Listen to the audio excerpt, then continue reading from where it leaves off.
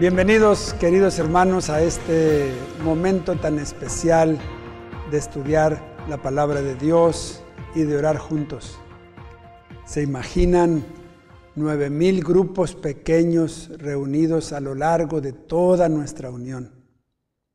150,000 personas orando y estudiando la palabra de Dios. Esto sí que es una gran bendición. Así que vamos a orar para pedir la bendición de Dios para el estudio de ahora.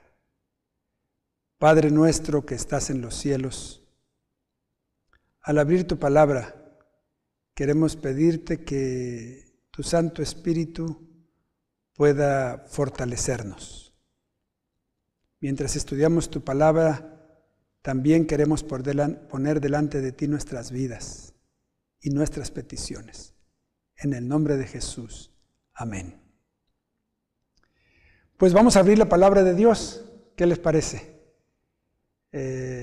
Como medio para fortalecer el intelecto.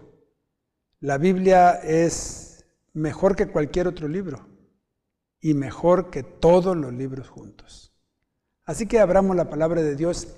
Hoy lo vamos a hacer en el libro de los Hechos, en el capítulo 1. Y vamos a leer el versículo 12. Hechos 1:12. Ya lo tienen todos en sus Biblias. Y fíjense cómo debemos darle gracias a Dios por la libertad que tenemos de reunirnos en nuestros hogares. Abrir con toda libertad la palabra de Dios, invitando a nuestros hermanos y amigos. ¡Qué gran bendición! Hechos 1:12. Entonces volvieron a Jerusalén desde el monte que se llama del Olivar. Qué frase tan importante. Pero les quiero hacer una pregunta. ¿En qué creen que reside la importancia de esta frase? ¿Qué puede tener de importante? ¿En qué consiste el poder de estas palabras? Leámoslo de nuevo. Entonces volvieron a Jerusalén desde el monte que se llama del Olivar. ¿Dónde está la importancia de esto? Me gustaría escucharlos, pero yo sé que ustedes pueden comentar ahí con el grupo y ya se pueden imaginar algunos asuntos importantes que vienen a su mente. ¿Saben en qué consiste la importancia de esta frase? Su valor histórico. Ese acto de volver a Jerusalén, cuando todos los que estaban congregados voltearon y dieron el primer paso hacia Jerusalén, la iglesia de Cristo estaba dando su primer paso en este caminar a través de la historia, a través de los años, en este caminar a través de los siglos, y nos ha alcanzado a nosotros. Nosotros también somos parte de la iglesia que está caminando en su desarrollo hasta el encuentro con Cristo. Pero regresemos al texto. Tal vez debamos de pensar un poco en las condiciones, en el ambiente que rodeó este momento. ¿Se pueden imaginar ustedes el momento de la despedida de Jesús? Cuando llegó el momento en que dijo, bueno, amigos, ya me voy. Entonces llegó y se abrazó con uno de los discípulos, con otro y con otro. Si pueden imaginar el abrazo a Pedro. Pedro, nos veremos pronto. Juan, entusiasmo, nos vamos a ver pronto. De repente, Jesús se comenzó a levantar. Se comenzó a levantar delante de ellos. Cada vez más alto y más alto y más alto. Y los discípulos estaban mirando que se iba mientras él les decía adiós continuamente. Su figura se iba haciendo cada vez más pequeña. Las lágrimas comenzaron a correr por sus rostros. Miraban ya borrosamente a Jesús, que finalmente desapareció. Y tratando de encontrarlo, de repente unas voces. Lo pueden mirar ustedes aquí. Vamos a leer estas voces. Está en el versículo 10. Vamos a buscar en Hechos 1:10. Y estando ellos con los ojos puestos en el cielo, entre tanto que él se iba, he aquí se pusieron junto a ellos 2 varones con vestiduras blancas, los cuales también les dijeron: varones Galileos, ¿por qué estáis mirando al cielo? Este mismo Jesús, que ha sido tomado de vosotros al cielo, así vendrá como le habéis visto ir al cielo. Y con esas palabras consoladoras, digo yo, reconfortantes, los discípulos iniciaron el camino de la iglesia cristiana. Repito, el primer paso hacia Jerusalén, históricamente, es el primer paso de la iglesia cristiana. Y les quiero hacer una pregunta a raíz de este incidente. Mientras los discípulos caminaban a Jerusalén, ¿de qué creen que iban conversando? A ver, ¿qué piensan? ¿Cuál era su conversación entre ellos? ¿Qué se imaginan ustedes que iban hablando en su camino hacia Jerusalén? Tal vez, oye, ¿cuándo irá a venir Jesús? ¿La próxima semana? Oye, yo me hubiera querido ir con Él. ¿Por qué no se llevó a ninguno de nosotros? ¿Cuáles pudieron haber sido los temas de conversación? Si estuviéramos en un aula de clases, como muchas veces yo estoy, estaríamos conversando, escuchando sus opiniones. Ustedes lo pueden hacer en sus grupos que van a tener durante todas estas noches, durante todos estos días. Pero quiero sugerirles 3 temas de conversación de los discípulos mientras caminaban a Jerusalén. Vamos a abrir la Biblia de nuevo. Vamos a Hechos capítulo 1. Y quiero decirles a ustedes que es muy importante que cuando nos reunimos en grupos, abramos la palabra de Dios. Tenemos libertad para hacerlo. Y ya saben ustedes que el primer principio de interpretación de las Sagradas Escrituras es entenderlas, así como están escritas, a menos que el sentido común nos lo impida. Así que vamos a tratar de entender el momento. Queremos imaginarnos qué temas podrían haber sido la conversación de los discípulos mientras caminaban a Jerusalén después de la ascensión de Jesús. Bueno, ¿de qué estaban hablando cuando Jesús se fue? Vamos a leer desde el versículo 4. Y estando juntos, les mandó que no se fueran de Jerusalén, sino que esperasen la promesa del Padre, la cual les dijo: oísteis de mí. Porque Juan ciertamente bautizó con agua, mas vosotros seréis bautizados con el Espíritu Santo dentro de no muchos días. Entonces los que se habían reunido le preguntaron, diciendo: Señor, ¿restaurarás el reino a Israel en este tiempo? Y les dijo: no os toca a vosotros saber los tiempos o las sazones que el Padre puso en su sola potestad, pero recibiréis poder cuando haya venido sobre vosotros el Espíritu Santo, y me seréis testigos en Jerusalén, en toda Judea, en Samaria y hasta lo último de la tierra. 3 temas de conversación tomados de esta última conversación con Jesús. ¿De qué iban a hablar cuando estaban solos, sino de lo último que escucharon de Jesús cuando estaban juntos? ¿Cuáles eran los 3 temas? Primero, el tema del retorno de Cristo. De eso iban hablando. ¿Por qué? Porque tenían esa preocupación, tenían ese interés. Le preguntaron a Jesús, ¿restaurarás el reino a Israel en este tiempo? Y Jesús no les dijo ni sí ni no. Tal vez si yo hubiera estado allí con ellos, yo que soy un poquito desesperado, le hubiera dicho a Jesús, bueno, Jesús, espérate, dime sí o no, porque no dijo sí o no.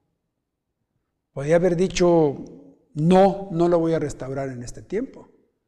Podía haber dicho, sí, lo voy a restaurar en este tiempo. Podía haber dicho, van a pasar unos 2000 años para que restaure el reino de Israel. Pero no contestó ni sí ni no, ni dijo cuándo. Parece ser, queridos hermanos, que Jesús quiso que el tema de su conversación, que el tema de su regreso, siempre fuera un motivo de conversación, un evento amenazante para sus discípulos.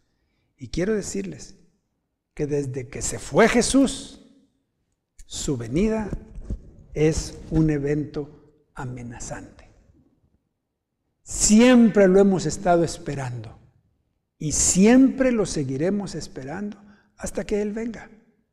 Él quiso que siempre estuviéramos a la expectativa. No dijo cuándo. Quiere que siempre estemos a la expectativa. Por eso, un tema de conversación cuando nos reunimos, como estamos reunidos ahora, en un grupo pequeño, en un grupo que se anima mutuamente, qué bueno sería que en estos días que nos reunimos, uno de nuestros temas de conversación y de oración sea la segunda venida de Cristo. Él quiso que ese evento fuera un evento que nos mantuviera a la expectativa. Y de eso estaban hablando. ¿Cuál era el segundo tema de conversación de los discípulos mientras caminaban a Jerusalén? El siguiente tema es el versículo 8. Pero recibiréis poder cuando haya venido sobre vosotros el Espíritu Santo. Qué frase, ¿no? ¿Qué es poder?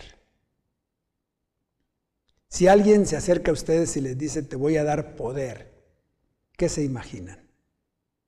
¿Qué les va a dar? ¿Qué se podían haber imaginado los discípulos cuando escucharon que Jesús les dijo que les iba a dar poder? Mientras caminaban rumbo a Jerusalén, ¿de qué creen que iban conversando del poder? ¿Qué nos irán a dar? ¿Dinero? Pues con dinero tienes mucho poder, puedes hacer muchas cosas.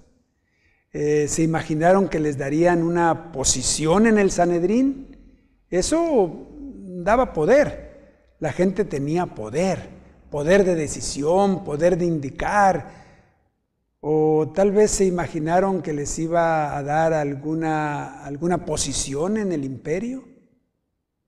¿Qué se podrían haber imaginado los discípulos cuando escucharon que iban a recibir poder? Ellos que eran personas tan sencillas, tan humildes, que muchas veces la gente, como se puede leer en el libro de los Hechos, sabían que eran hombres comunes.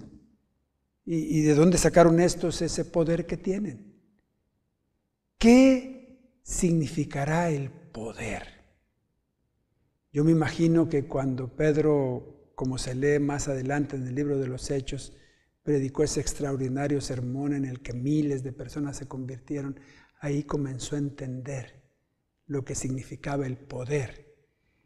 Que él reconocía que no era un poder que tenía en sí mismo, sino que era el poder del Espíritu Santo. Dijo, este es el poder del Espíritu Santo.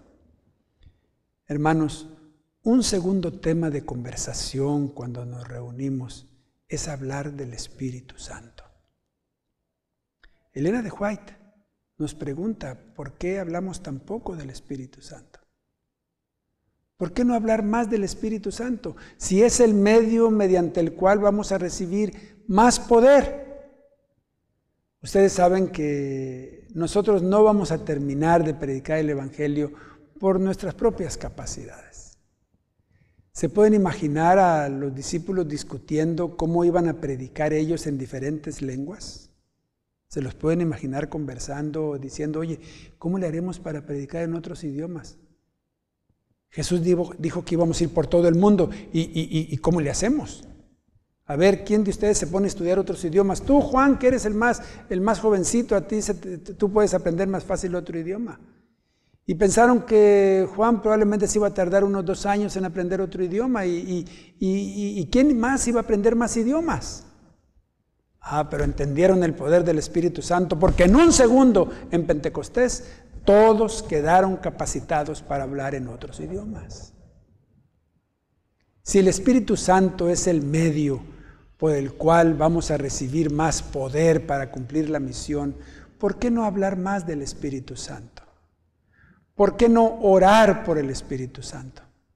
Bueno, cuando nos reunimos en grupos como estamos ahora, un motivo de conversación y de oración es pedir por el Espíritu Santo, hablar del Espíritu Santo. ¿Y cuál era el tercer tema de conversación? Vamos a leerlo al final del capítulo 8. Me seréis testigos en Jerusalén, en toda Judea, en Samaria y hasta lo último de la tierra. El tercer tema de conversación para los discípulos mientras se encaminaban a Jerusalén era tener una visión mundial. Les dieron una comisión que se extendía en círculos concéntricos, de donde estaban de su lugar más cercano hasta el último rincón del mundo. 3 temas de conversación porque fueron las últimas palabras con Jesús, fue la última conversación y esa última conversación quedó grabada en sus mentes. Y mientras caminaban a Jerusalén, yo me imagino que iban hablando de el retorno de Jesús, del poder del Espíritu Santo y de la visión mundial, del compromiso que habían adquirido con Cristo. Son 3 temas de conversación también para nosotros que somos seguidores de Cristo. Y cuando nos reunimos en grupos pequeños como estamos ahora, les invito a que al comenzar con este programa de reavivamiento entre nosotros, 3 sean los temas de nuestra conversación. La segunda venida de Cristo, el poder del Espíritu Santo y la testificación, empezando con lo que tenemos más cerca, lo que está allí junto a nosotros en el grupo pequeño. ¿Y qué hicieron los discípulos después de esto? ¿Qué hicieron? Lo que tenemos que hacer nosotros todos estos días. Vamos a leer en el versículo 14. Versículo 14. Todos estos perseveraban unánimes en oración y ruego. Eso hicieron. Cuando llegaron a Jerusalén, ¿qué hicieron frente a tan grande desafío? Sabían que ellos solos no lo podían hacer. No importa cuánto invirtieran, ellos solos no lo podían hacer. Se fueron a orar. Y desde entonces, todo proyecto importante en el servicio a Dios comienza con la oración.